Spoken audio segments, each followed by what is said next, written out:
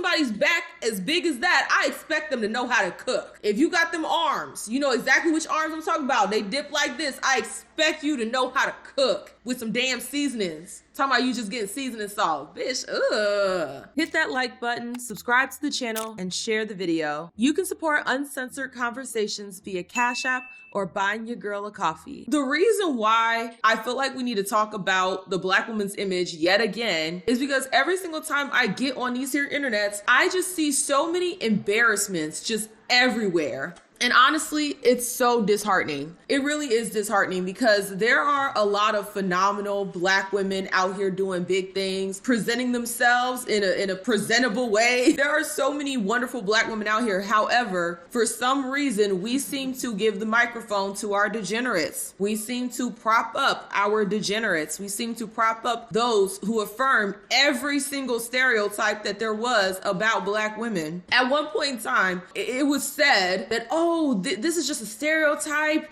You know, they just make this up about Black women and then they just spread it out like it's just all Black women. My understanding is like, okay, well, if you know there's a stereotype about your demographic, then wouldn't it, you know, benefit you not to behave like that exact stereotype? But what's funny is that when you point that out, you will have other Black folks looking at you and saying, you're playing respectability politics. Wait, what? Weren't y'all the same Negroes complaining about the damn stereotype when white people were making fun of it and putting it in cartoons and all this other stuff? Weren't y'all just upset about that? Oh, okay. Okay, so you're only upset about it when it's a white person making fun of it or a Black person calling it out as bad behavior. Y'all only get upset when it's that, but y'all don't get upset at the minstrel shows walking around with TikTok on their phone, with Instagram on their phone, with YouTube on their phone, putting up real life minstrel shows for the entire world to see. Oh, it's respectability politics to call that out. It's a damn mess. And to be honest, I'm sick of it. I truly am sick of it. If you are a so-called pro-blackity Black person, then you would want your fellow Black people to live up to a high standard. When I care about somebody, I have standards for them. If I don't care, then I don't care. Do you? If you like it, I love it for you. That's what I say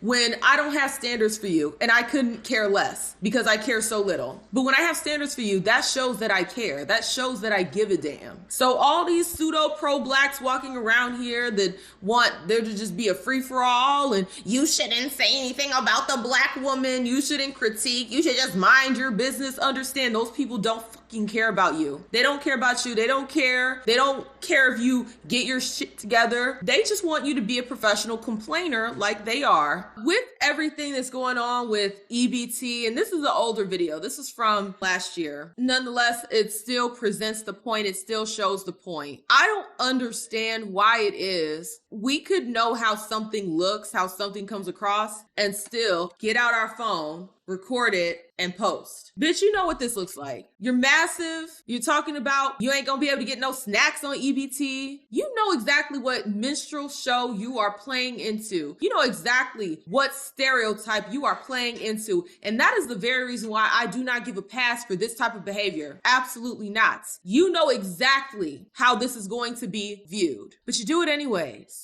Because you like the clicks and the views that it gets you from people who like to sit and point at the freak show. I don't give a pass for that. Just like I wouldn't give a pass if this was back in the day and you had the minstrel shows when they actually started getting Black people to play those roles. Understand, I wouldn't be giving them a pass either. You over here putting on a mammy show, doing a little jig. I'm looking at you like you're a clown because that's what you are. You know what these stereotypes are because if a white person were to get on here and make the memes and the AI videos, you guys would clutch your pearls and say, oh my God, it's so racist. It's so terrible. But then you have no smoke for the real life Black people that are out here putting this imagery out there, living this life as a stereotype. Y'all have no issues with that. So let's go ahead and look at this. To spend $1,000 at Sam's Club is crazy work. You know, even with the prices being inflated as they are, even if I tried to spend $1,000 at the damn Sam's Club, unless I'm buying outdoor furniture, it's going to be very difficult. And you saying you going over there to what, buy just snacks?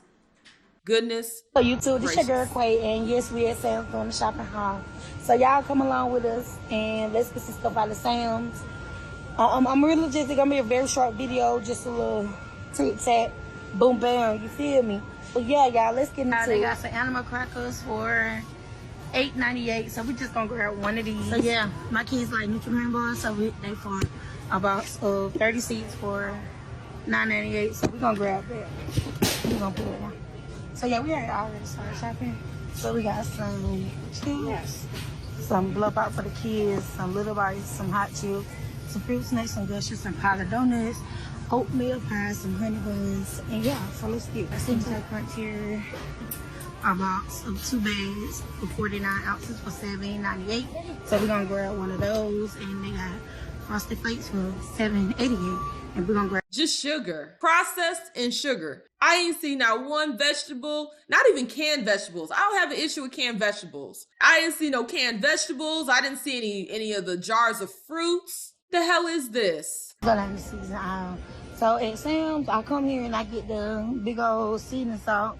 So I'm gonna grab one of those, and it is for $6.68, which is a good price. And yeah, let's see what else we need.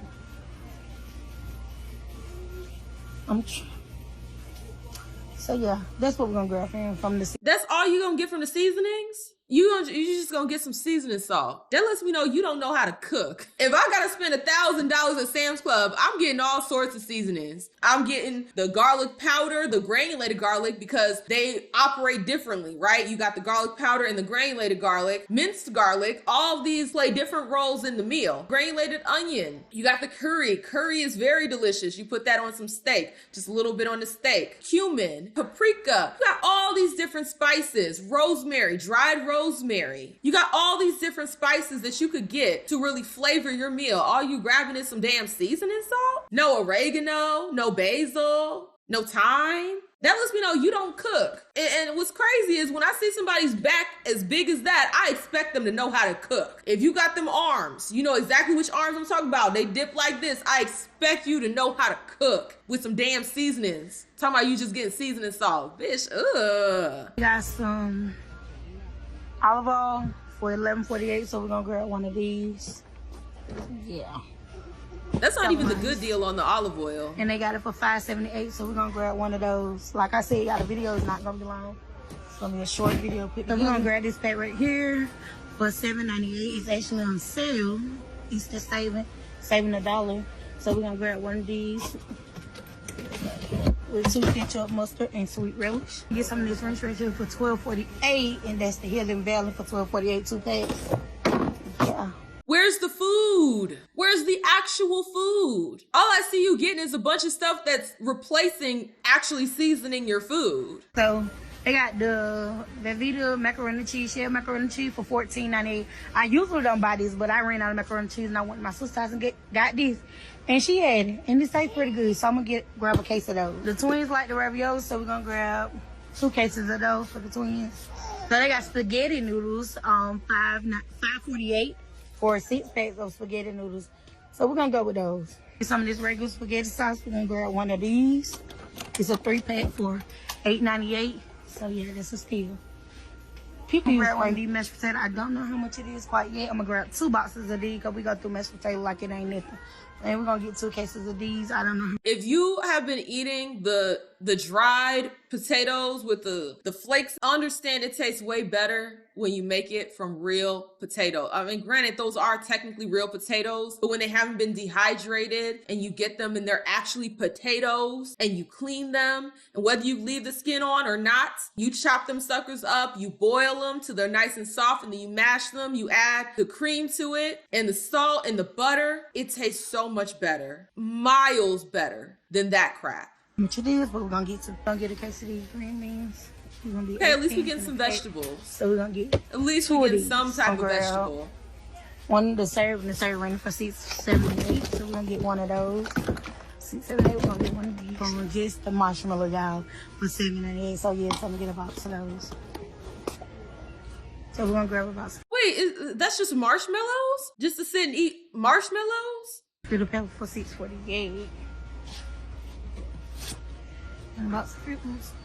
And look, I'm not saying you can't enjoy, you know, the little sugary stuff. It's not the fact that she's getting some of these items, it's that she's getting all of them. Because look, I like some Fruit Loops every now and again. I like the Fruity Pebbles every now and again. Don't get me wrong. I like the little snacks every now and again. But the fact that your cart is so jam-packed with all of them at the same time is crazy work. If you compare the amount of vegetables that she had to the processed sugary crap that she had, what kind of food pyramid are we building? Is it like all of this is just sugary processed crap and then this much vegetables? What are we talking about here? I know the pH is all messed up. I know the pH is not pHing. It's all out of whack. Exactly, DeAndre. She don't cook. She just, I wouldn't even say prepares. She heats up. Okay? Ain't no cooking going on in this household. It's a bunch of heating it up. Lollipop Princess, you so silly. I think she needs some bananas and rice.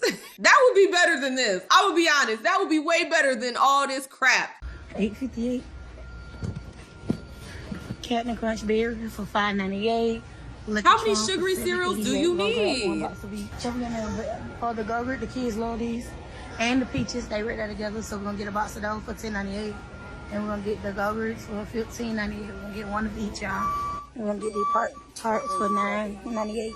My understanding or my viewpoint on the EBT with no snacks and all of that, I have mixed feelings about it. When I see stuff like this, it makes me want to say, yes, cut that.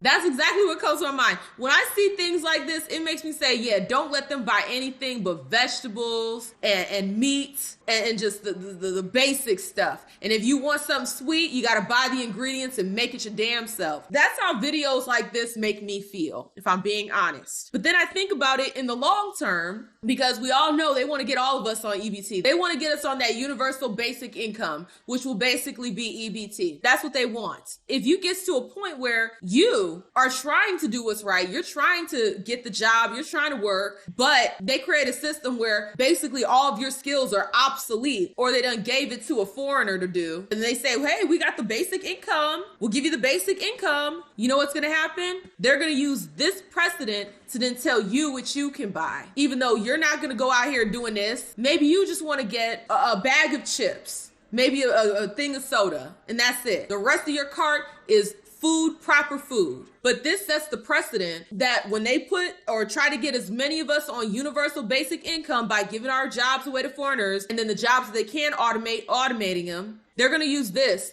to tell you what you can and cannot have. That's the reality of it. Because my whole thing is, I'm disgusted when I see this, but I know that this is going to be used to with the rest of us. While I hate to see this, the long-term implications of it don't look good for regular, schmegular, everyday people that wouldn't go on shopping sprees like this. Not only that, how the hell do you have $1,000 on EBT to spend? But hopefully she's at least an American and not an illegal.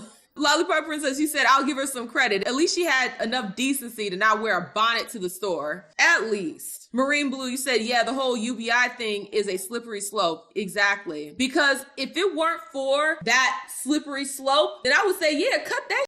She don't need no more sweets, okay? She got enough sweets stored in the fat cells of her body. She don't need no more sweets. But unfortunately, there are more implications to this outside of just big back defrauding the system to get a bunch of sweets. And it's going to affect people who are not trying to game the system, people who have been iced out of the market, whose jobs have been stolen from them by either automation or foreign labor. And see, here's the part about the foreign labor that nobody want to talk about. The reason why they want to give all the jobs to foreigners is because they have no boundaries. They are easy to take advantage of because they come from ain't-ish societies, if you can even call them societies. So they'll be willing to do whatever. So whereas you as an American know your rights and are not going to allow your boss to take advantage of you, they will, because they come from the third world and they're just happy to have the job. They have no standards. Us as Americans, we have too many standards, and that's the reason why they want to ice us out of the market. They can pay them less and work them harder. They like that imbalance. They like that power dynamic. They don't particularly have that power dynamic with us. So that's the reason why they want to get all the foreigners over here. That's what they want for that very reason.